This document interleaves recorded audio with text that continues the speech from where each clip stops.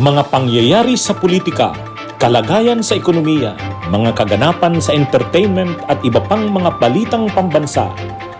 Pinas Update, maging updated sa balita upang maging makabuluhang mamamayan ng ating bansa. Tinanggap na ni Senate President Mig Zubiri ang pagbibitiw ni Senador Francis Tolentino bilang chairman ng Senate Blue Ribbon Committee. Ang tanong ngayon, sino kaya ang papalit sa kanya? Tuluyan ng binitawan ni Senator Francis Tolentino ang pagiging chairman ng isa sa pinakamakapangyarihang komite sa Senado, ang Blue Ribbon Committee. Tinutupad lang daw niya ang napagkasunduan noon na 1 taon at 6 na buwan niya lang hahawakan ang naturang komite. Lalaki naman po ako kausap eh. Okay. So, palabra de honor yun eh. Okay. Usapan, 1 taon at kalahati. Wala nang interpretation yung 1 taon at kalahati. Okay. Ang tanong ngayon, sino ang papalit sa kanya sa pagbabalik ng sesyon sa Enero? 3 ang kasalukuyang Vice Chairman ng Senate Blue Ribbon Committee, sina Senators Ronald Bato de la Rosa, Bongo at Alan Peter Cayetano. Sa kanilang 3, si Cayetano lang ang abogado at tradisyon ng Senado na isang abogado ang humahawak ng Blue Ribbon Committee. Matatanda ang dati nang sinabi ni Cayetano na gusto niyang pamunuan ng nabanggit na komite. Yun nga lang, kadalasang majority member ang inilalagay sa posisyon. Si Cayetano ay isang independent minority. Pero kung si Tolentino ang tatanungin, hindi ito big deal. Wala naman siguro. He's well capable. He's highly qualified to chair the Blue Ribbon. So, walang issue.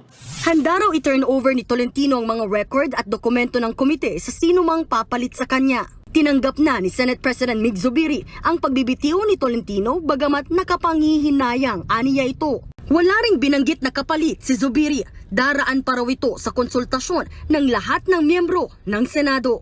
Manunungkulan lamang 1 taon at kalahati. Ganon din po sa Commission on Appointments. Manunungkulan po ako ng 1 taon at kalahati. And it is my intention to honor an agreement.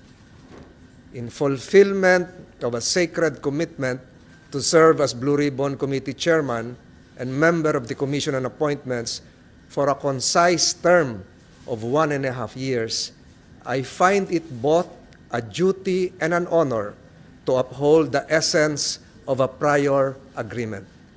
This decision is rooted in a deep-seated belief that public office demands fidelity to pledges made.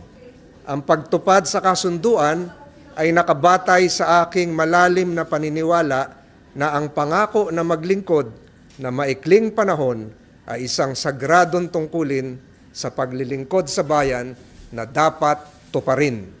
It is my intention to honor an agreement.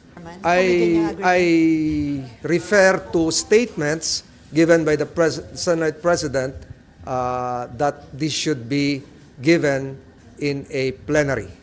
And I understand the next plenary session would be on January 22. But just the same, uulitin ko po, it is my intention to honor an agreement.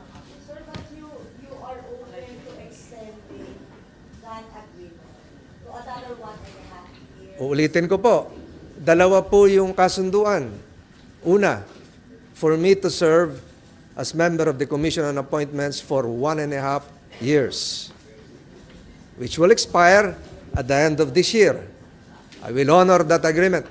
Are you Pangalawa, yung agreement to serve as Blue Ribbon Committee Chairman for 1.5 years. I intend to honor that agreement. Na sinabi ko kanina, ito po ay isang sagradong tungkulin na sundin, tuparin ang isang pangako. Sir, kung mag-o-offer With the Senate leadership. Sir, kung mag-o-offer po ang Senate President, It will be discussed by the leading in- plenary, but then again, ito na yung kasunduan, susundin ko po.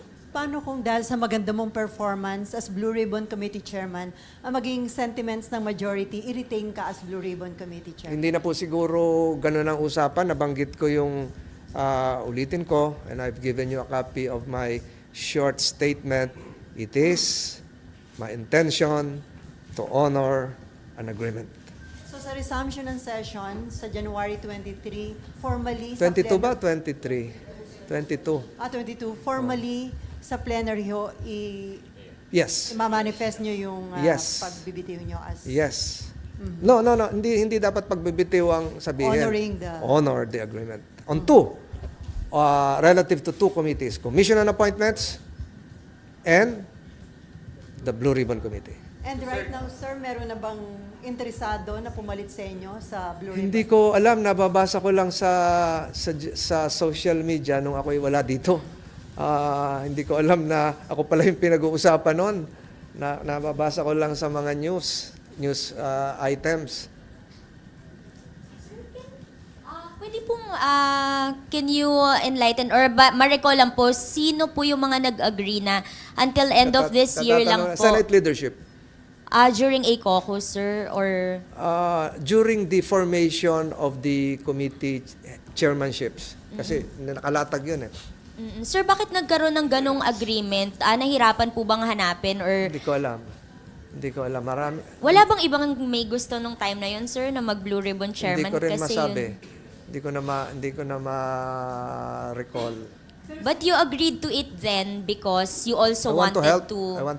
I want to help the Senate leadership. I want to help the Senate administration in fast-tracking the formation of various committees para bagong administrasyon, bagong executive, bagong Senado, so para mabilis na. Sir, nabanggit nyo kanina ang dami nga pong naging accomplishments nga ng Blue Ribbon Committee. Sir, don't you see the need na ipagpatuloy yung mga nasimula na yun? Or nagtitiwala kayo dun sa papalit sa inyo na kayang Nagtitiwala ako ipagpatuloy? na marami may kakayahan at kung mauunawaan nyo in the present context, binigay pa sa akin yung chairmanship ng Special Committee on Maritime and Admiralty Zones na sa palagay ko ay kailangan kong tutukan at bigyan ng buong puso at panahon. Pinas Update.